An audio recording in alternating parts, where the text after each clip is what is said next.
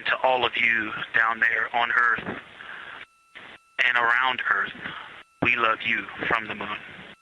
4 astronautët e misionit Artemis 2 të NASA-s kanë arritur pikën më të largët nga toka që ka prekur ndonjëherë njeriu, duke vendosur një rekord të ri historik në eksplorimin hapësinor. Ekuipazhi i përbërë nga astronautët amerikan Reid Wiseman, Victor Glover dhe Christina Koch, si dhe astronauti kanadez Jeremy Hansen, udhëtuan për javës së kaluar me kapsulën Orion e nisur nga Florida.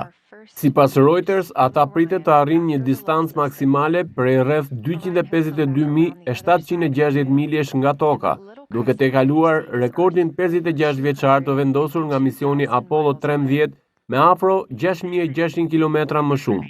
Gjatë kësaj faze, astronautët do të kalojnë mbi anën e errët të hënës, duke e vëzhguar atë nga rreth 4.000 milje lartësi, ndërsa toka do të shfaqet në sfond si një objekt i vogël.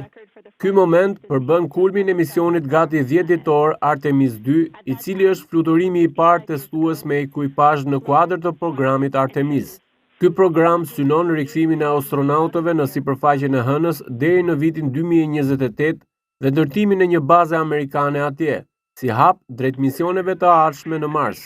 Fluturimi rreth hënës do të zgjasë rreth 6 orë dhe do të shoqërohet me ndërprerje të përkohshme komunikimi, pasi sateliti natyror do të bllokojë lidhjen me rrjetin e komunikimit në hapësirë të thellë të NASA-s.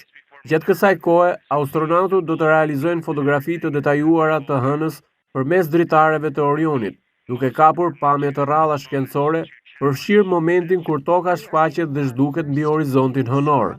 Në qendrën hapësinore Johnson në Houston, 10 shkencëtar po ndjekin misionin në kohë reale duke analizuar përshkrimet dhe të dhënat që dërgon ekuipazhi nga hapësira.